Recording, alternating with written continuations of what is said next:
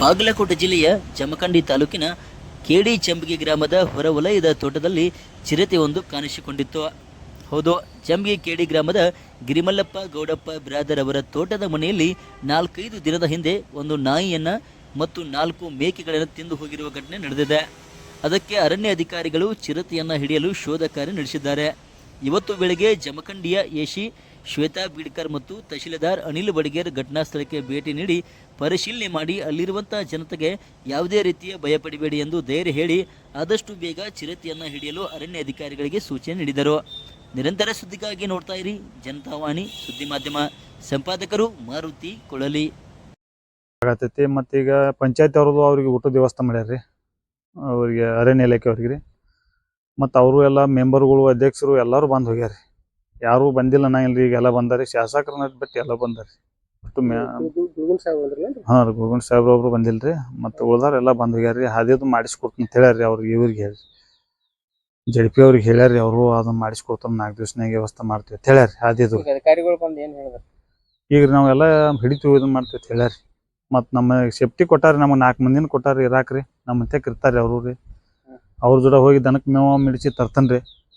ಅದ್ರ ಮೇಲೆ ಅವ್ರು ಬಂದ ಬಳಿಕ ಹೋಗ್ಕಿವ್ರಿ ಹೊಲ್ದಾಗ. ಅವ್ರು ಬರೋಣ ಮತ್ತು ಅವ್ರ ಮನೆಗೆ ಅವ್ರು ಕರಿ ಊಟ ಅದು ಮಾಡಿ ಬರ್ತಾನೆ ಅನ್ಕ ಒಳಕೊಂಡಿರ್ತೀವಿ ನಾವು.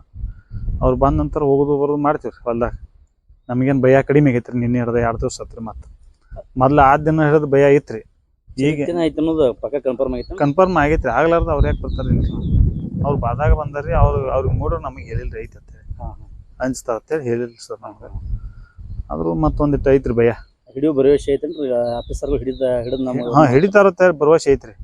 ಅದ್ರ ಸಂಬಂಧ ಅವರು ಇಲ್ಲಿ ಅದಾರ್ರಿ. ನಾವು ಅವ್ರಿಗೆ ಸಹಾಯ ಮಾಡಿದ್ರು. ನೆರವೇರಿ ಮಂದಿ ಅದನ್ನ ಬೋನ್ ಎತ್ತಿ ಹಿಡಿದು ಮತ್ತವರು ಇದ್ರಾಗ ಬೆದರಿ ಎತ್ತುಗಳು ಜಿಗದು ಎಲ್ಲ ಮಾಡಿದ್ರು ಎಲ್ಲರೂ ರೈತರು ಬಂದಾರಿ ಮಗಲ್ದನವ್ರು.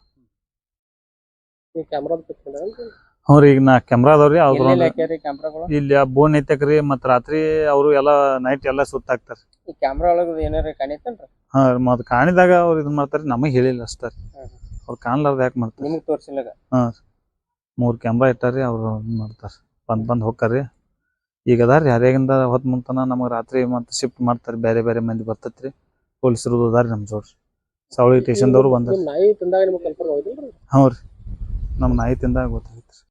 ಒಂದು ವಾರದ ಹಿಂದೆ ಜಂಬಗಿ ಕೇಡಿ ಗ್ರಾಮದ ಒಂದು ಸರ್ವೆ ನಂಬರ್ನಲ್ಲಿ ರೈತರು ತಮ್ಮ ಹೊಲದ ಮನೆಯಲ್ಲಿ ಕಟ್ಟಿರುವಂತಹ ನಾಯಿ ಮತ್ತು ಒಂದು 4-5 ಆಡುಗಳನ್ನು ಚಿರತೆಯು ತಿಂದು ಹಾಕಿದೆ ಅಂತ ಹೇಳಿ ಮಾಹಿತಿ ಬಂದಿರ್ತದೆ.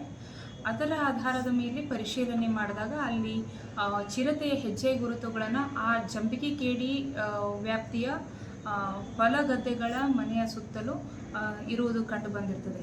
ಅದರ ನಿಮಿತ್ತವಾಗಿ ಈಗಾಗಲೇ ಒಂದು 3-4 ದಿನಗಳಿಂದ ಫಾರೆಸ್ಟ್ ಅರಣ್ಯ ಇಲಾಖೆಯವರು ಬೀಡು ಬಿಟ್ಟಿದ್ದಾರೆ. ಅಲ್ಲಿ ಈ ಪಂಜರನ್ನು ಹಾಕಿ ಚಿರತೆಯನ್ನು ಹಿಡಿಯುವಂಥ ಕೆಲಸವನ್ನು ಮಾಡ್ತಿದ್ದಾರೆ.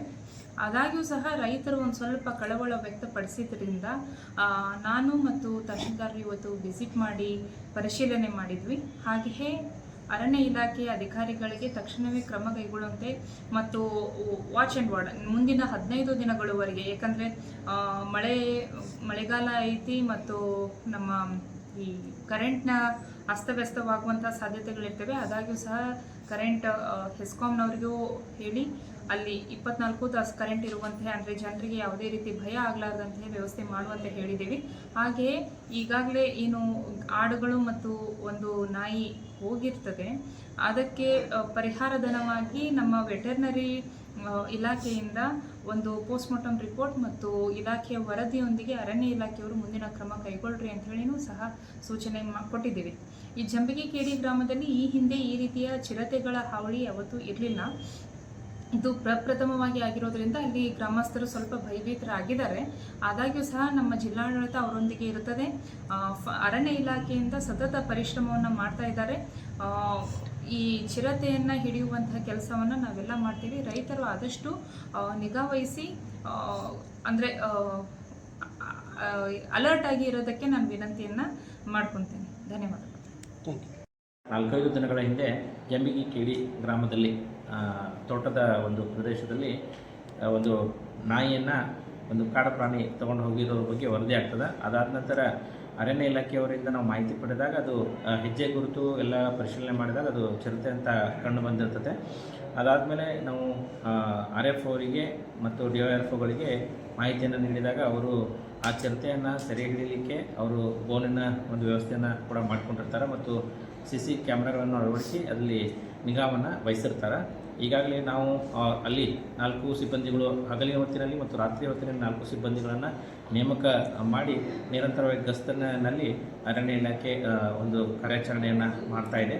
ಆದರೂ ಇದುವರೆಗೂ ಕೂಡ ಅದು ಚಿರತೆಯ ಒಂದು ಚಲನವಲನ ಕಂಡು ಬಂದಿರುವುದಿಲ್ಲ. ಇವತ್ತಿನ ದಿನ ನಾವು ACI ಮೇಡಮ್ ಅವರ ಒಂದು ನೇತೃತ್ವದಲ್ಲಿ ತೋಟದ ಮನೆಗೆ ನಾವು ಭೇಟಿ ನೀಡಿದಾಗ ಅಲ್ಲಿ ಮನೆಯವರು ಮತ್ತು ಗ್ರಾಮಸ್ಥರೊಂದಿಗೆ ಚರ್ಚೆ ಮಾಡಲಾಗಿ ಮತ್ತು RF ಅವರು ಕೂಡ ಸ್ಥಳದಲ್ಲಿ ಇದ್ದಾಗ ಅವರು ಇನ್ನೊಂದು ಬೋನನ್ನು ವ್ಯವಸ್ಥೆಯನ್ನು ಮಾಡಿಕೊಂಡು ಅದರ ಚಲನವಲನವನ್ನು ಪರಿಶೀಲನೆ ಮಾಡಿ ಅದನ್ನು ಸೆರೆ ಹಿಡಿತಕ್ಕಂತಹ ಕಾರ್ಯದಲ್ಲಿ ಮತ್ತೆ ನಾವು ಸಕ್ರಿಯವಾಗ್ತೀವಿ ಮತ್ತು ಜನರಿಗೆ ಯಾವುದೇ ರೀತಿ ತೊಂದರೆ ಆಗದಂತೆ ನಾವು ನೋಡ್ಕೊಳ್ತೀವಿ ಅಂತ ಹೇಳಿರ್ತಾರೆ.